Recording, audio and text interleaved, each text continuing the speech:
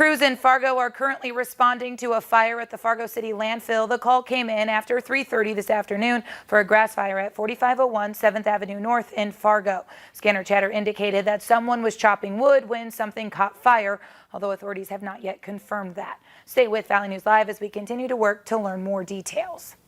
Daycare providers in our area tell us they're getting calls regularly from parents asking if there's space to place their child. Most tell us they're either full or have to put parents on a waiting list. The calls are because there's uncertainty if schools will be online or in person this fall. The majority of daycares are taking temperatures and sanitizing services regularly. They also say you should call now if you're trying to get childcare. We take kids hourly, we take them spur of the moment. Sometimes longer hours. And our main goal at the end of the day is to make sure that our families have the support from us and that we are able to be there consistently for the kids. According to 2019 numbers from Child Care Aware in Cass County, it will cost you on average about $10,000 to put your child in a center. North Dakota is reporting 124 new cases of COVID-19 in the state, as well as a new death linked to the illness. The latest victim is a woman in her 80s from Morton County. There have now been 90 deaths linked to COVID-19 in North Dakota. There are 783 active cases of the illness in the state. 36 patients are being hospitalized, and 3,903 are listed as recovered.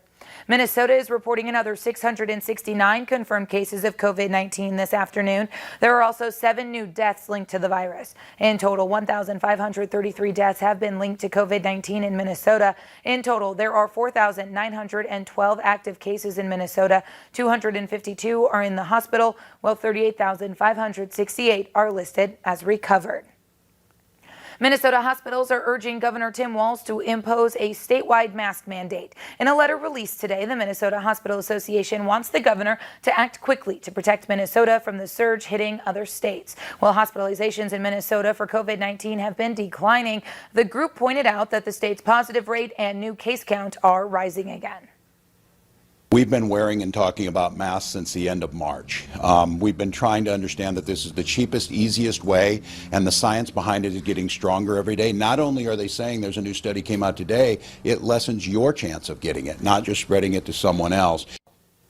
The Democratic governor said he's willing to order a mandate at some point in time, but he'd like to get more Republican support. He said he's watching the state's positive rate creep upward, and it makes him nervous.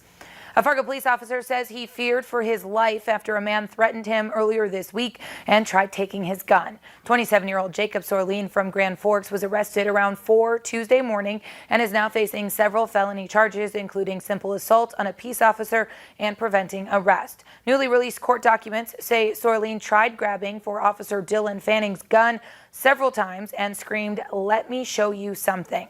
The documents go on to say at one point Sorleen was able to get on top of the officer and slammed his head on the ground. Fanning was taken to Sanford Hospital, where he was treated and released later that day. The incident happened after Officer Fanning tried pulling over Sorleen after he nearly hit another car near the Fargo Dome. An Elk River man has been charged for his role in a fire that took place at a Detroit Lakes Christian Outreach Center. Gary John Bogatz Jr. is charged with arson, burglary, and insurance fraud. Court documents say a fire was reported at the refuge on September 22, 2018. Investigators determined the cause of the fire was arson after they found a forced entry through the building's back door. Authorities also found a fingerprint on the door handle, which matched Bogatz. When interviewed, he admitted to starting the fire with another person using gasoline. He told investigators that he was asked by a board member of the refuge and another person to start the fire for the insurance money. The fire caused more than $3,500,000 in damage. The owner of one small business in Fargo says he may go out of business after someone stole his enclosed trailer late last week. Here's video of a truck pulling the trailer right outside a gas station on 13th Avenue. The owner says the trailer was stolen from their parking lot right around 1 o'clock Friday morning. Inside the trailer are a lot of very expensive tools. The truck is described as an early model Chevy 2500 or 1500 HD. The trailer is a 2020 Hallmark 20-foot. If you have seen this trailer or know where it might be, you are asked to call Fargo Police. And coming up, we are tracking storms, a severe thunderstorm warning for Fargo, for Bemidji, for near Detroit Lakes. We'll have details on these very windy thunderstorms coming up right after this.